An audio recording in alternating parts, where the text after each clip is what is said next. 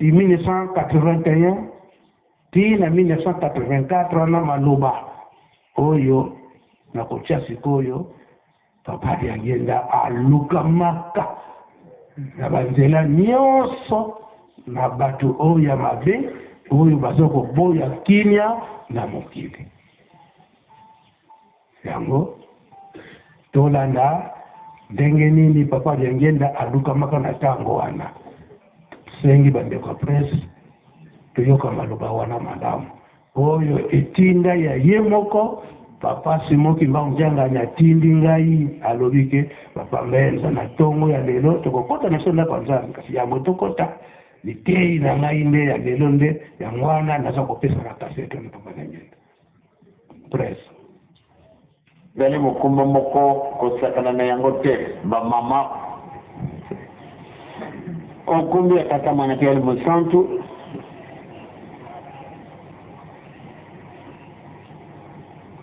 mukumba nzambe apesisu ezali mukumba moko kosakana na yango te bamama batata ndenge tokozalaka ntango nyonso lokola makambo yango toza komonaka yango lokola eloko ya pamba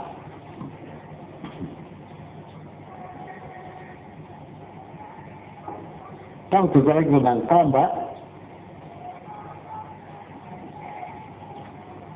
tozalaki kusi vraiment makambo ebele baza kolekaka na poto mpona ntina mosusu te bango ebangisi bango nde likambo ezali kosalama awa na kati na afrique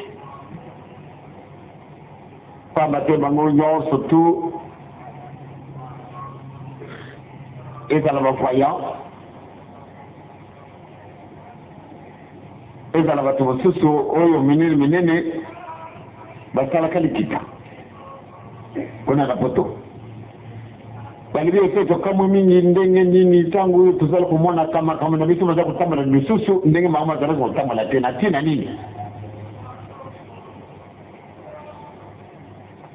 sikasika wato fo toluka nzela toyiba mpone nini diminution na force na biso ye maloba na bango wana etamboli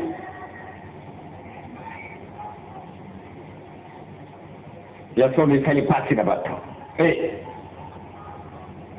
tomoni nde eloko ebimi kuna na kati na afrique nzembo ya baegetiki na oki nzembo ya badirigeant ya solo tozali riche me tokomiyibaka te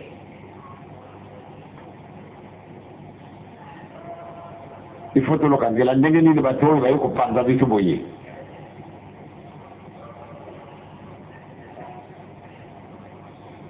tatanki mutango akomi awa mokolo oyo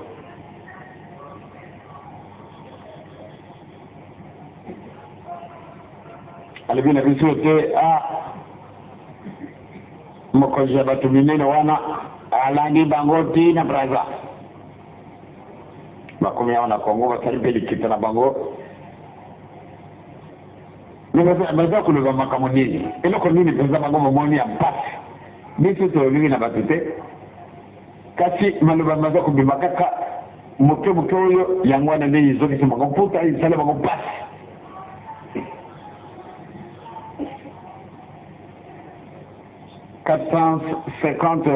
charlatan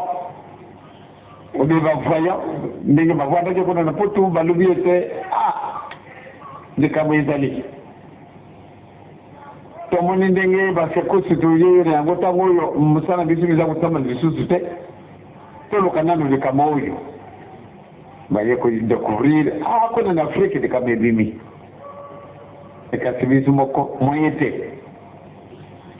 yango na kopesa quelques minutes na tata sumbi alongi na braza kwa tepe tubisi nano sango ya bato wana soko bolingi tata sumbi yaka tata sumbi azali wapi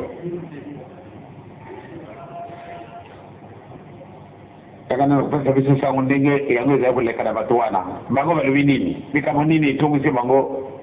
oyo esali mama augustine ubie oyo esali mama mrenda oyo esali mama kapinga oyo esali mutakwamadi ou bien mpekepeke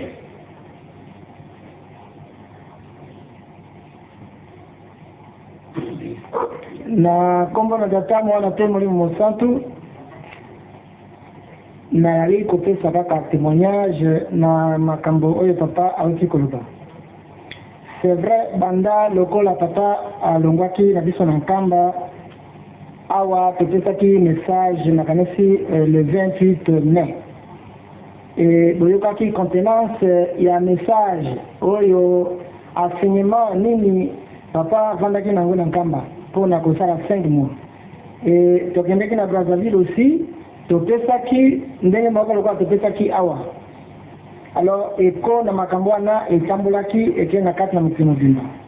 lokola ye moko auti koloba na permission na ye baoyo balobi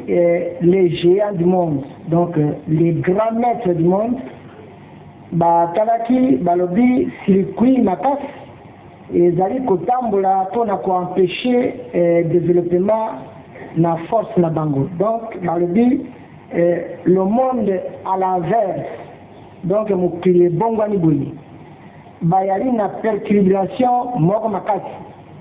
elingi koloba par exemple mwasi soko alambi nzungu ntango yali kopela bamoni kaka nzungu yango moko esopani bayali koyeba te nzungu yango yali kosopana mpona nini. Alors basali barecherche na bango ndenge bayi kokuta balobi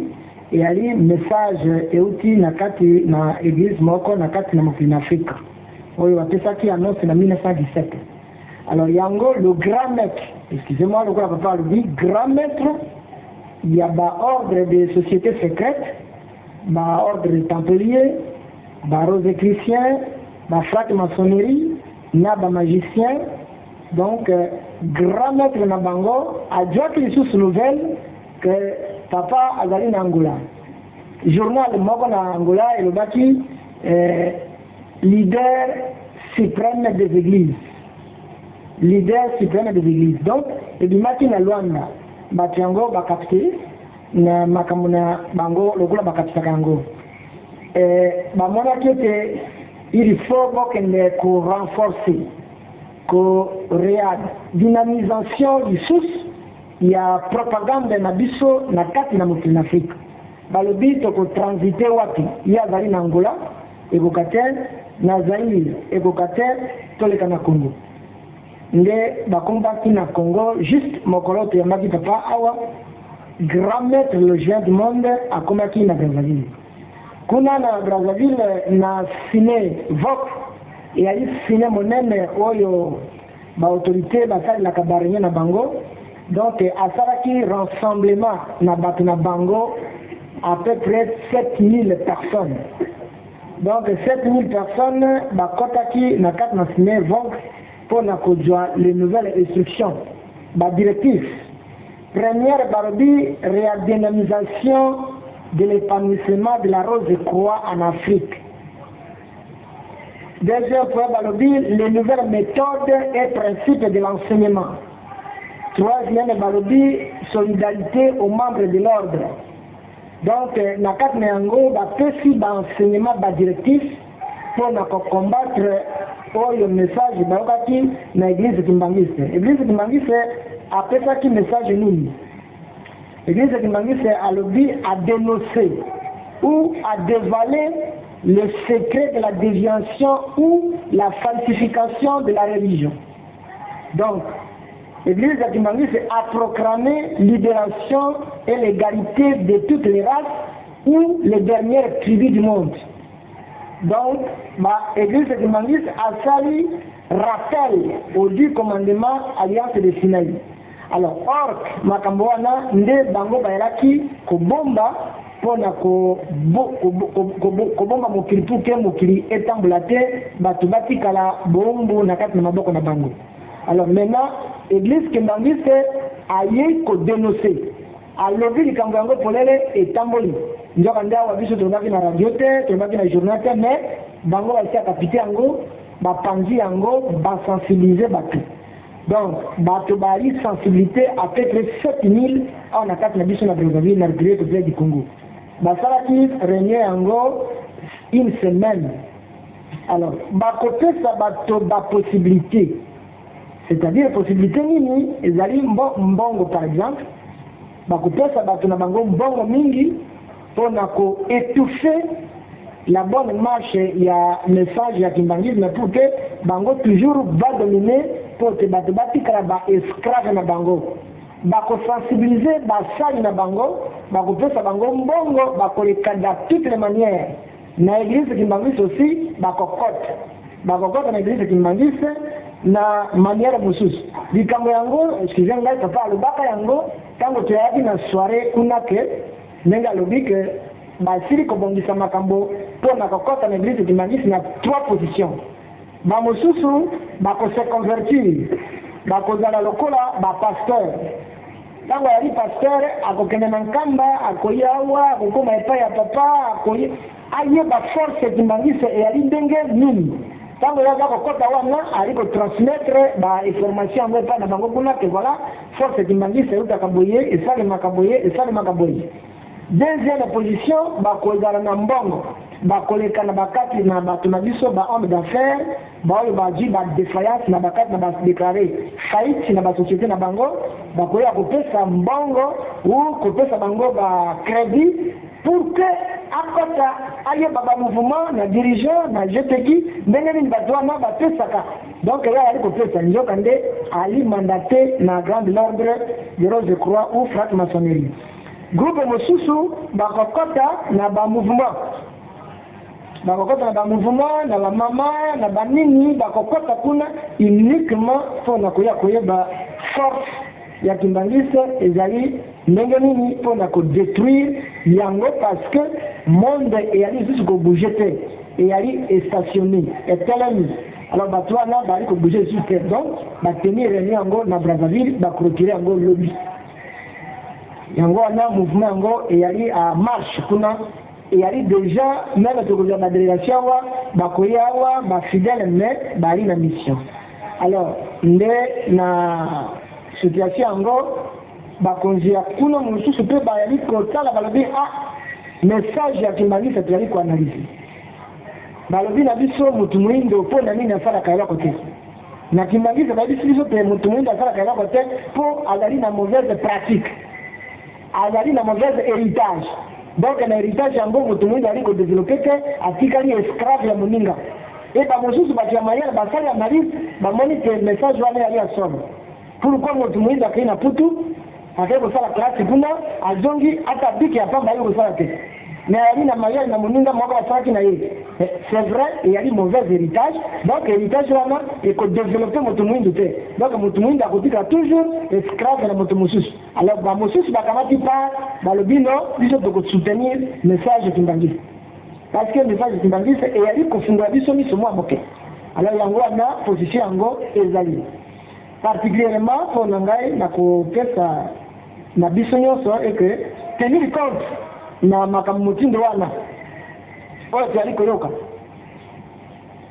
biso nyonso tuyali awa bandeko na biso mingi bayekoli makambo ya mikanda ya nzambe ou bayekoli ba histoire de la religion.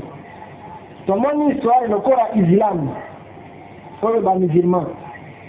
mais Mahomet bato oyo bayekoli théologie bayali awa to bakoyoka ngai Mahomet azali kaka mutu alobaki seulement alobaki maloba ye moko Mahomet alobi ngai naoki nzambe alobi na ngai alobi koma boye akamati secrétaire na ye babengi ya Abubakar ye moto aza kokoma maloba Mahomet aza koloba sima Mahomet abimisi mokanda buku oyo abengi Coran.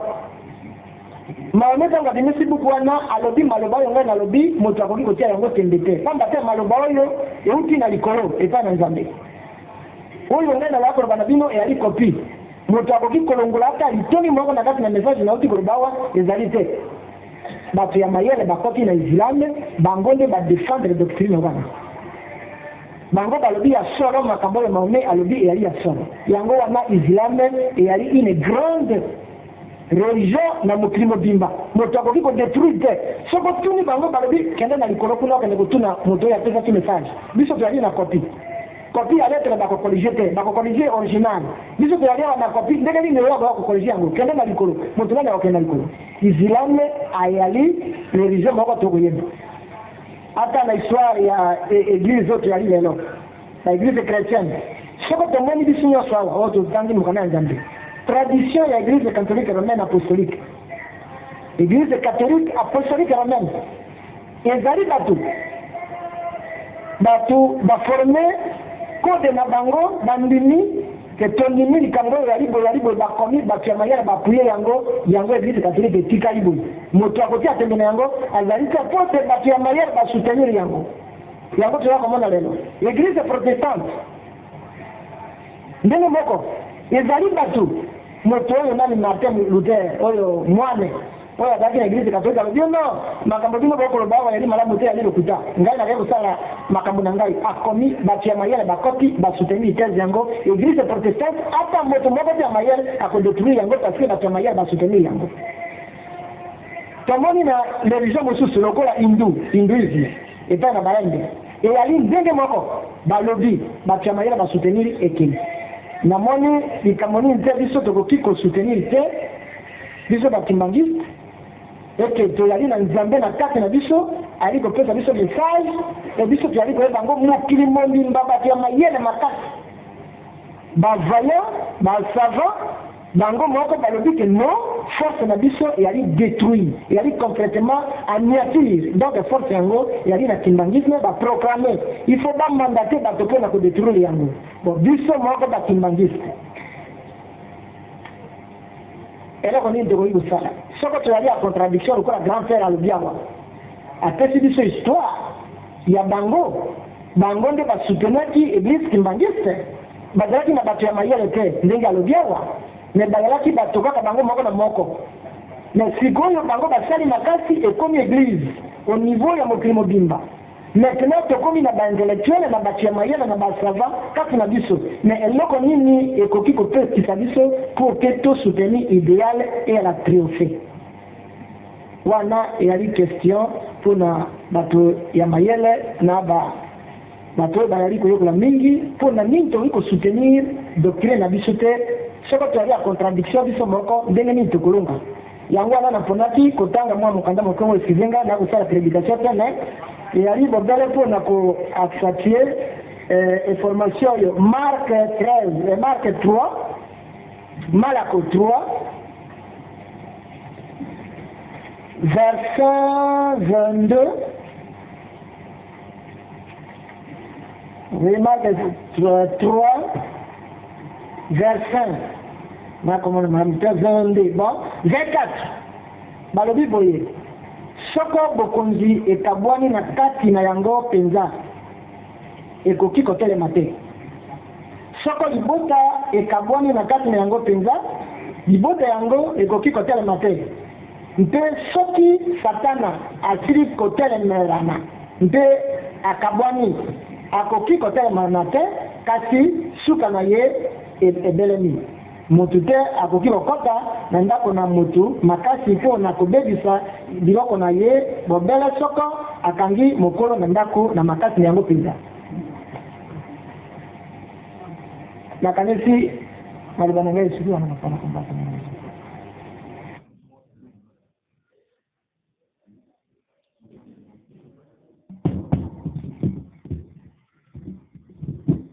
gocha commentaire ya papa Diangenda ndenge ntango papa Asumbe asisaki kopesa chapitre wana waresitaki yango te bosuki na bino wana bokataki wana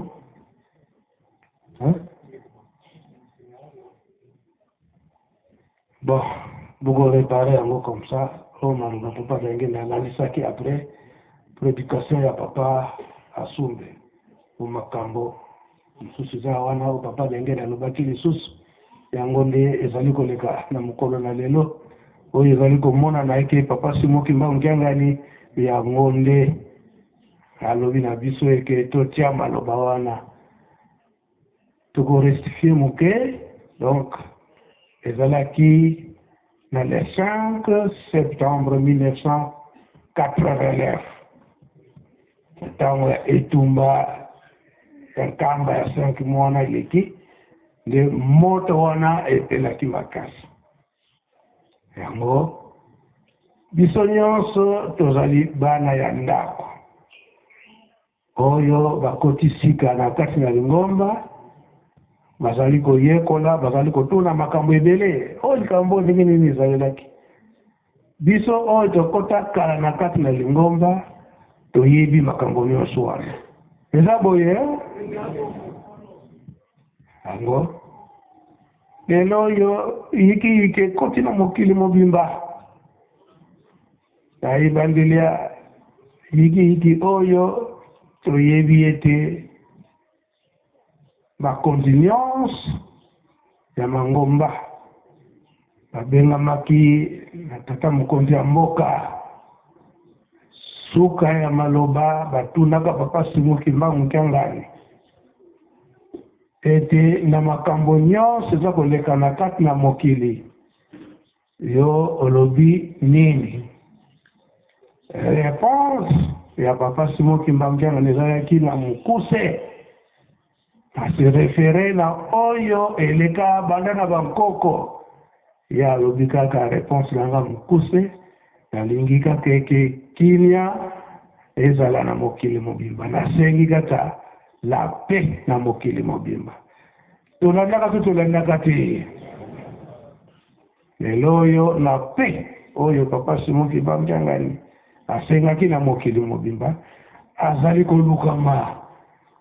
kolukama na ndenge ya mabe ke basala papa Simon Kimbangu Kyangani mabe bakokoka te na bakokoka te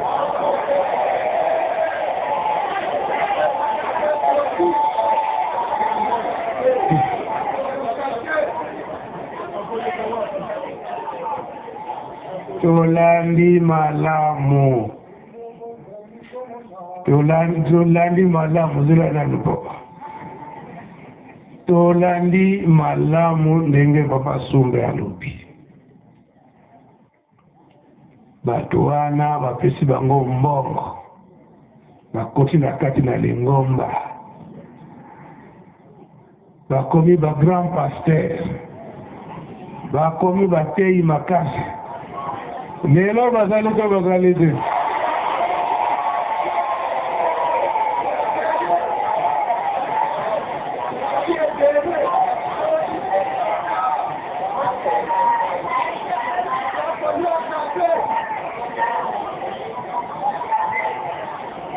oyo ba grand donateur bapesi bango mbongo akota na ba mouvement esuka wana kutu basolile die tozala mayele na ndenge nini ke babanda kopesa biso ba credit o bandima tata Simon Kimbangu credit ya yango oyo ona crise oyo toza na yango tokoza kobe tokozwa te